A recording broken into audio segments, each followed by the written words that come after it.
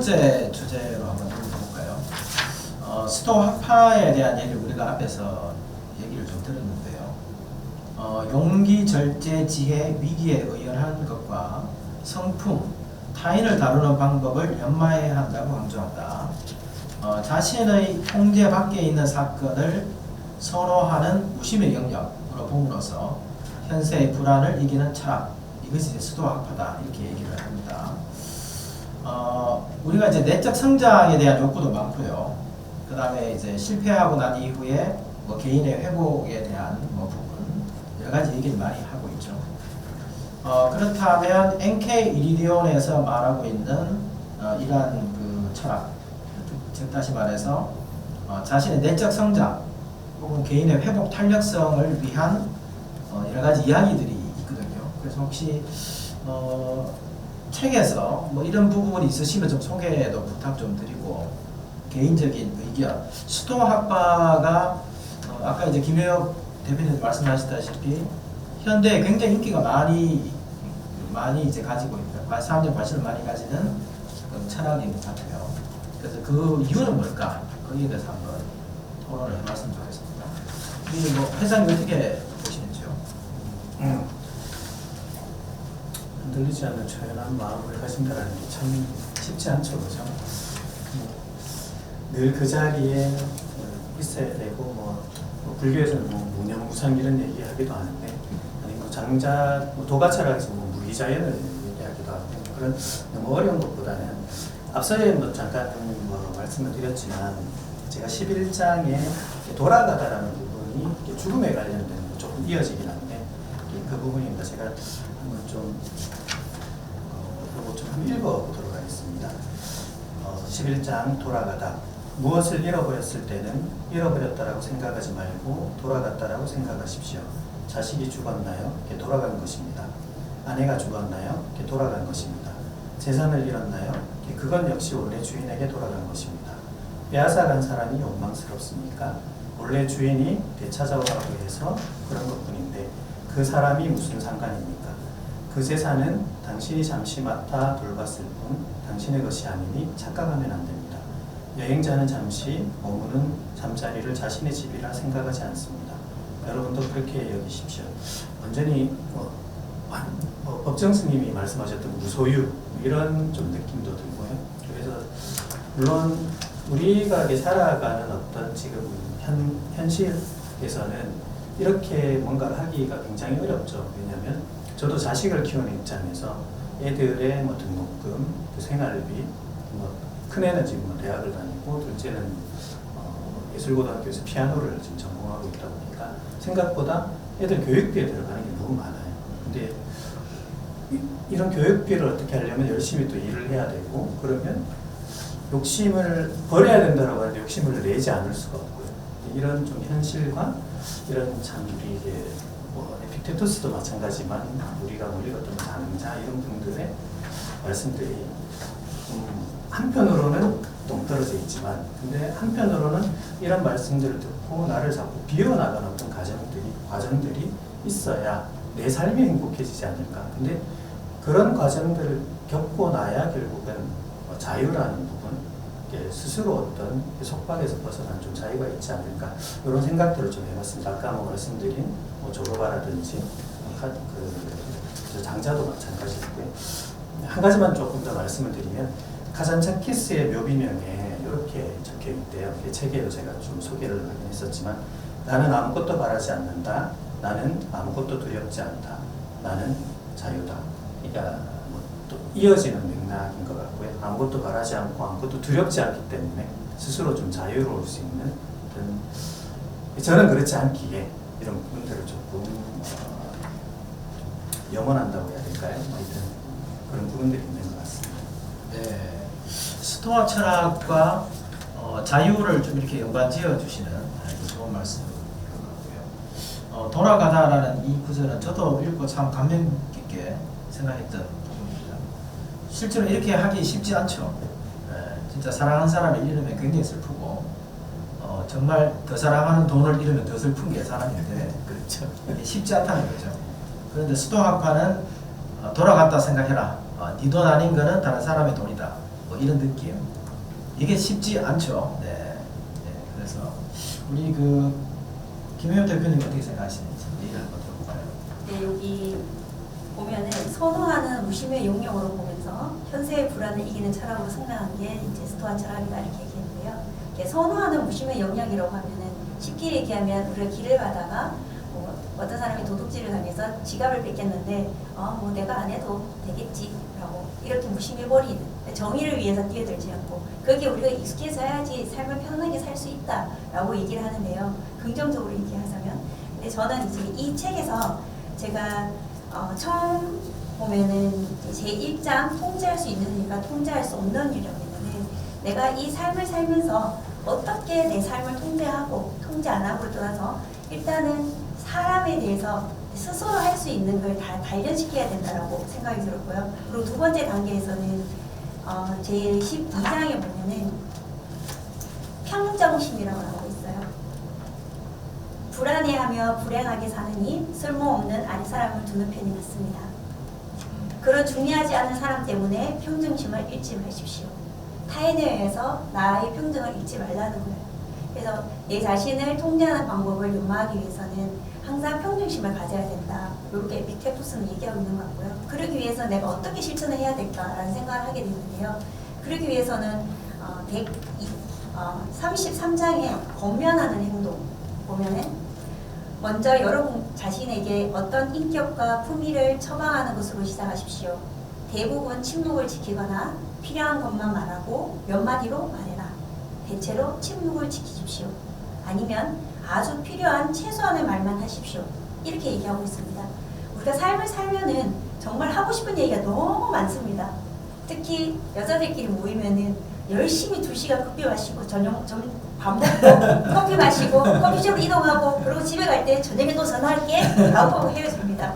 그러나 과연 그 속에서 우리는 침묵을 지켜야 되는 걸까요? 라는 물음표도 사실은 생기기 나름인데요. 우리가 말하는 이 침묵은 부적절한 대화를 가능한 한 자제하고 되도록이면 타인의 얘기를 하지 말고 내 안에서 모든 걸 해결하는 게 좋지 않을까라는 걸 하는 것 같아요. 그래서 저는 삶을 살면서 이 침묵이라는 단어가 참 좋구나, 들어주는 것만으로도 아주 중요한 게 되지 않을까라는 생각이 들었고요. 그러면 이렇게 침묵을 내가 실천을 했다면 과연 나는 앞으로는 어떤 사람이 될 수 있을까를 이제 엔키리디온이 이제 얘기한 걸 보면요. 45장입니다. 말하는 방법. 아니고 45장이 아니라 죄송합니다. 40장. 네, 40장. 네, 40장. 존중받는 여성. 어떻게 존중받기 되냐면은 품위 있고 사려 깊은 태도를 보일 때 더 존중받는 사실을 깨달아야 합니다. 우리가 이런 4가지 방법을 통해서 자신을 단련한다면 언젠가는 존중받는 여성이 아니라 존중받는 사람이 되지 않을까라는 생각을 이 책을 보면서 가장 많이 느끼고 있습니다. 네, 아유, 감사합니다. 밑줄 친 부분이 저랑 거의 비슷하네요. 네.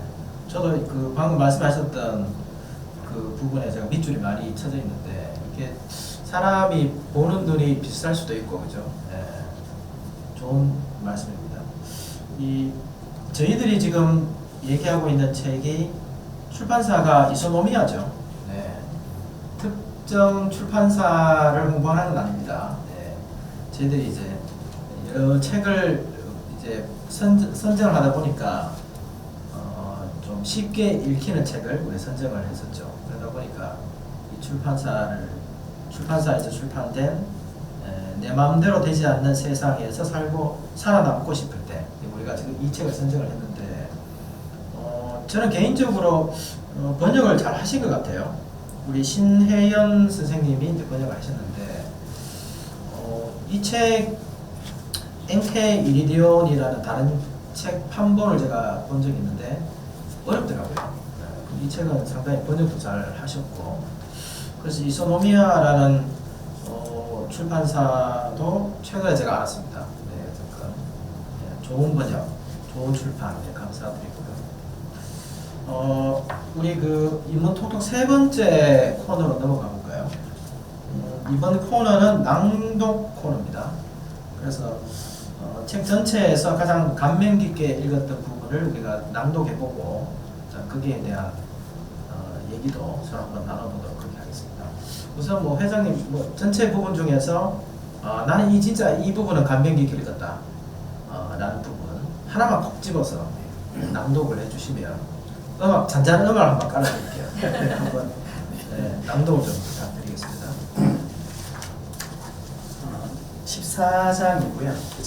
자기 삶의 주인이라는 부분인데 그 뒷부분에 한 몇 문장 정도만 좀 이렇게 제가 줄였고요. 아까 말씀하신 것처럼 저도 그러니까 요 판본은 제가 밀리 말씀드려도 되나요? 하여튼 그 이북으로 읽으면서 거기에 뭐 하이라이트를 이렇게 치는 기능이 있더라고요. 근데 대부분 보니까 많은 부분들이 겹치고 있는 것 같아요. 네. 하여튼 14장 자기 삶의 주인의 그 뒷부분 읽도록 하겠습니다. 원하는 것을 얻고 싫은 것은 피할 수 있는 사람이 자기 삶의 주인입니다. 그러므로 자유롭기를 바란다면 타인에게 속한 것은 바라지도 말고 피하려 하지도 마십시오. 그렇지 않으면 노예와 다를 바 없는 삶을 살 수밖에 없습니다. 네. 여기까지입니다. 네. 이 부분에 대해서 혹시 하시고 싶은 말씀 있다면요? 앞에 계속했던 얘기하고 작년부터 자유에 대해서 너무 막 이렇게 꽂혀 있지 않나. 아직 네. 거기서 헤어나지 못한 것 같은데 네. 제가 뭐 썼던 그 주제가 그 조르바의 자유, 나의 행복 이런 부분들로 썼는데 조르바를 보면 그런 느낌이 들죠. 굉장히 마초적이고 제멋대로 사는 그런 어떤 느낌이 살았는데 근데 제가 끝까지 읽고 느낀 거는 결코 조르바도 어떻게 보면 완전히 자유롭진 않았다는 생각이 들더라고요. 결국은 결혼을 하고 뭐 그런 좀 마지막에 그런 부분들이 있는데 저도 그렇죠. 어떤 묶여서 속박을 받고 있는 그런 삶을 살 수밖에 없는 거고요. 근데 이 문구가 더욱더 와닿았던 거는 뭐 그런 어떤 뭐 조르바에 대한 생각들 이런 부분들도 있고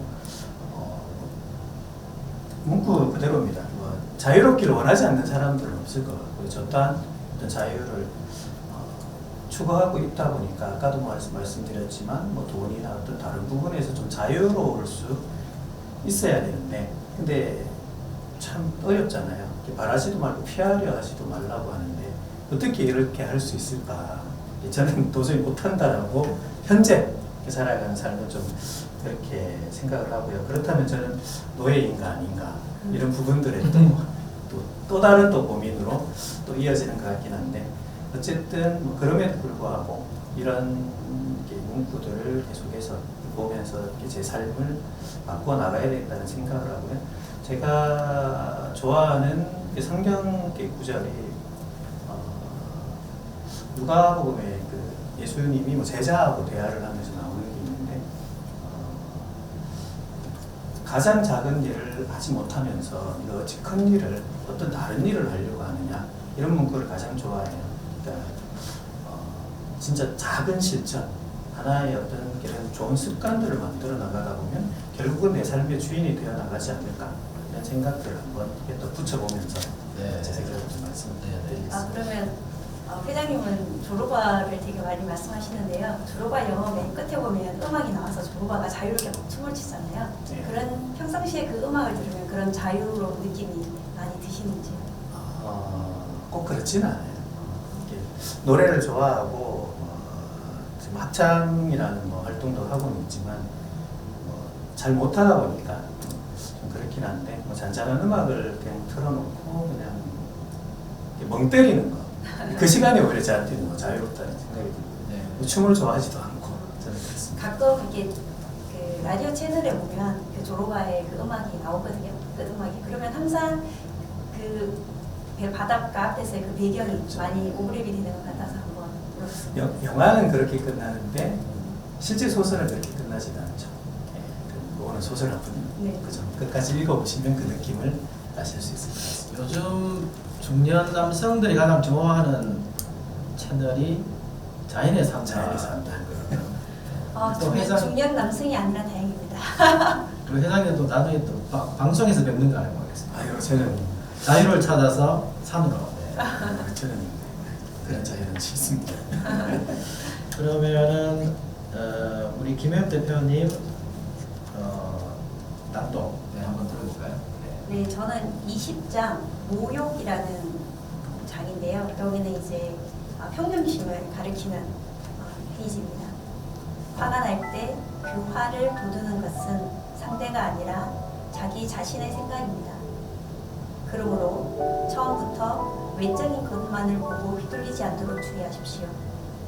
잠시 시간을 갖고 한숨을 돌리십시오. 그러다 보면 자제력을 발휘하기가 훨씬 수월해집니다.